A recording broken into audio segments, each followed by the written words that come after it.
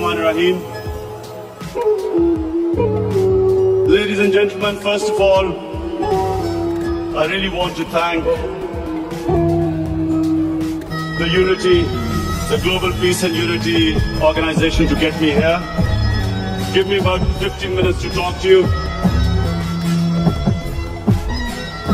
The most important thing, the point I want to make tonight is this, that it is extremely important for Muslims to be able to convey to people living in Western countries that there is no correlation between Islam and terrorism.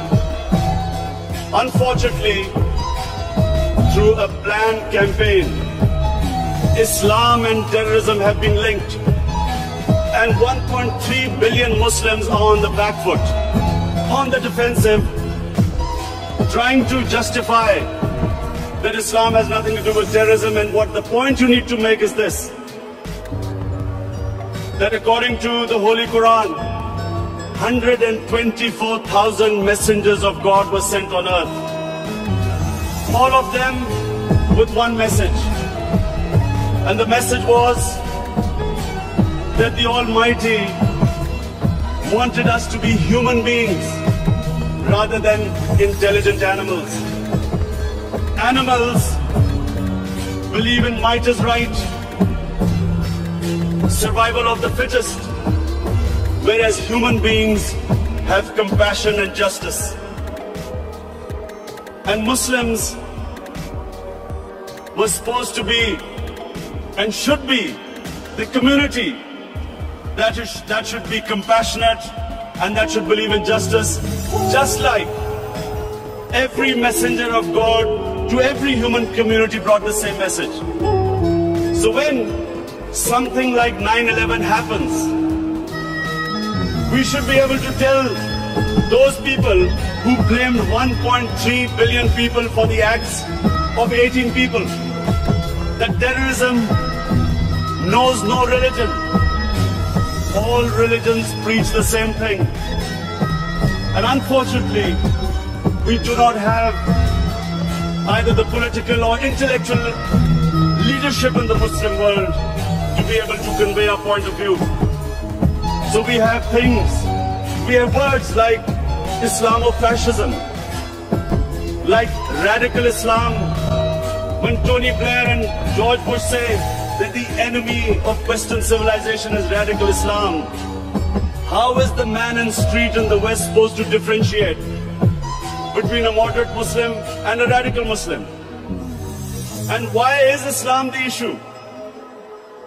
Before 9/11, 70% of all suicide bombings was by Tamil Tigers in Sri Lanka. No one ever blamed Hinduism for what they were doing. No one ever said they tell the Hindu priest to tell them that suicide bombing is not part of Hinduism. So why were we on the defensive? How is suicide bombing anything to do with any religion?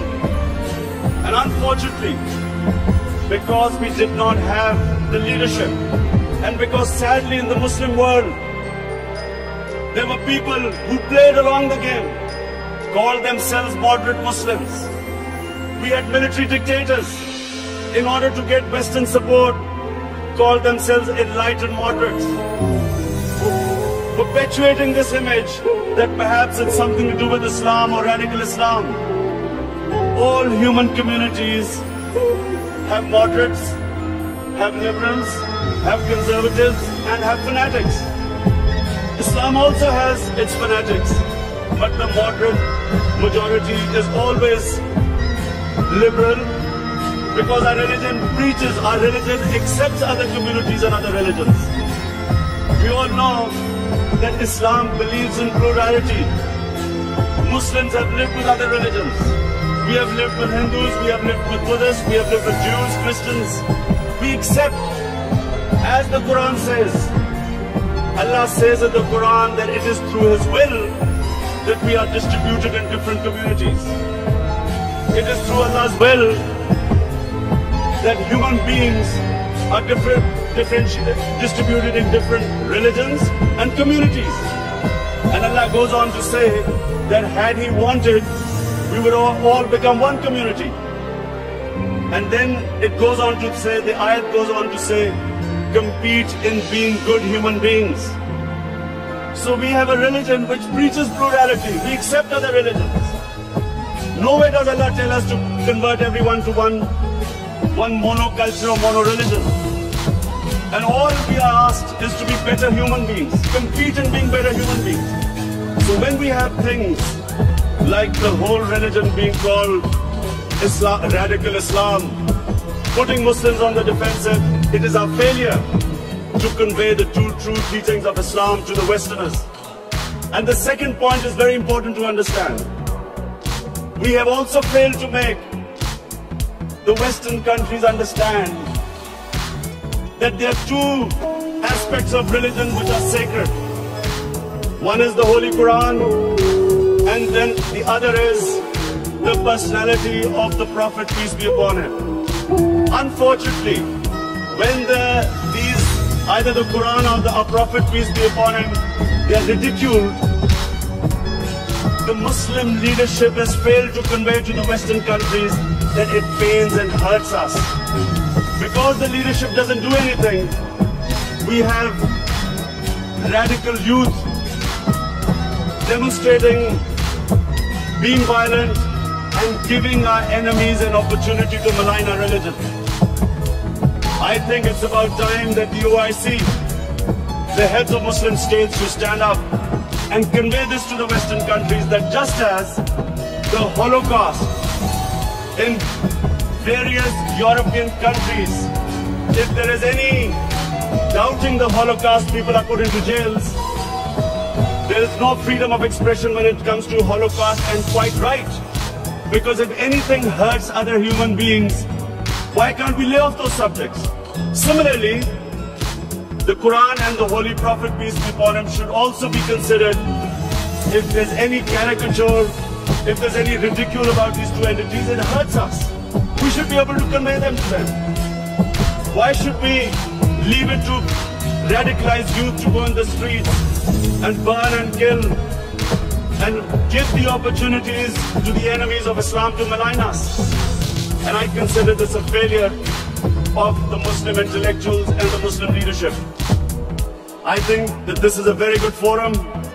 Before we leave, we should pass a resolution that we have to make Western countries understand that these two aspects are sacred to us.